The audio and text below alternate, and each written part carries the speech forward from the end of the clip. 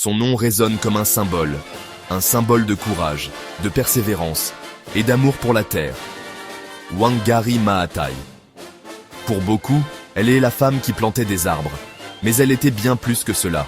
Elle était une scientifique, elle était une militante, elle était une mère, elle était une visionnaire.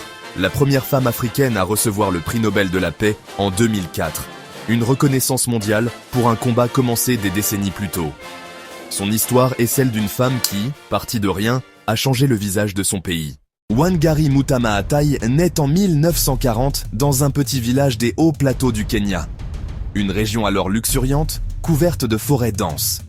Sa mère lui raconte les légendes de son peuple, les Kikuyus, des histoires où la nature est sacrée.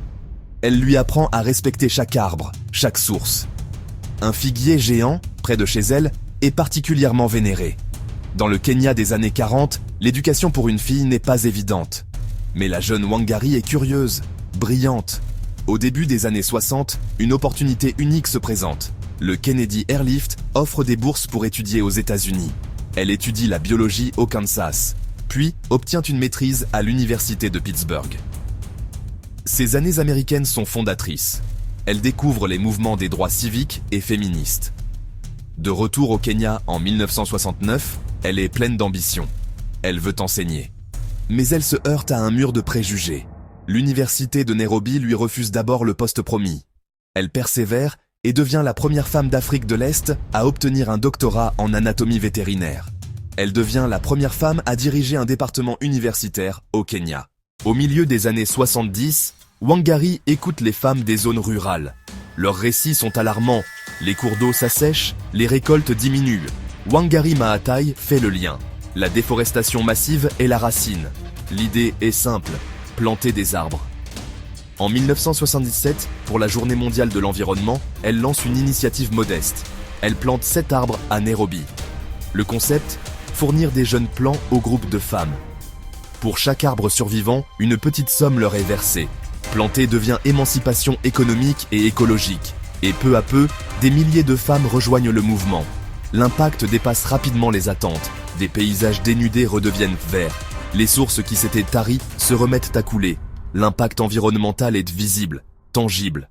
En confiant la gestion aux femmes, Wangari leur donne un pouvoir inédit. Elles gagnent leur propre argent, acquièrent une indépendance économique. Quand le gouvernement s'approprie des forêts publiques, c'est Wangari et les femmes qui se dressent en première ligne. Elles sont battues, emprisonnées, mais ne cèdent pas. Progressivement, planter un arbre devient un acte politique. Le petit plan de reboisement est devenu un puissant mouvement pour la démocratie. Narrator, VO. Wangari Maathai incarne une nouvelle forme de leadership. Un leadership qui ne vient pas des palais présidentiels, mais qui émerge de la base, du peuple.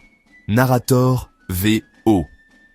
Elle a prouvé qu'il n'est pas nécessaire d'avoir des milliards ou des technologies complexes. Parfois, une pelle, une graine et de la volonté suffisent. Narrator, VO. Elle devient une icône pour des millions de femmes. Elle montre aux jeunes filles africaines que tout est possible, qu'elles peuvent être instruites, indépendantes, puissantes. Narrator, VO. Son leadership est aussi profondément africain. Elle ne cherche pas à importer des modèles occidentaux. Elle puise dans les traditions et savoirs de son propre peuple. Narrator, VO. En devenant une figure mondiale, elle donne une nouvelle image de l'Afrique. Celle de l'innovation sociale, du courage citoyen et du leadership féminin. Narrator, VO. Elle montre au monde que l'Afrique a des solutions pour les grands défis planétaires, que les femmes africaines sont des agents de changement. Narrator, VO. Le 10 décembre 2004 à Oslo, le monde reconnaît la portée universelle de son combat. Le prix Nobel de la paix lie explicitement paix, environnement et démocratie. Narrator, VO. L'héritage de Wangari Maathai est immense. Il y a d'abord l'héritage physique, les plus de 50 millions d'arbres plantés. C'est un héritage vivant, qui respire au rythme des feuilles. Narrator, VO. Elle a été l'une des premières à articuler les 3 piliers du développement durable. Cette vision holistique est aujourd'hui au cœur des agendas internationaux. Narrator, VO. Mais son héritage le plus précieux est l'espoir. Son mantra résume sa philosophie. Même si l'on ne peut faire qu'une petite chose, il faut la faire. Je fais de mon mieux.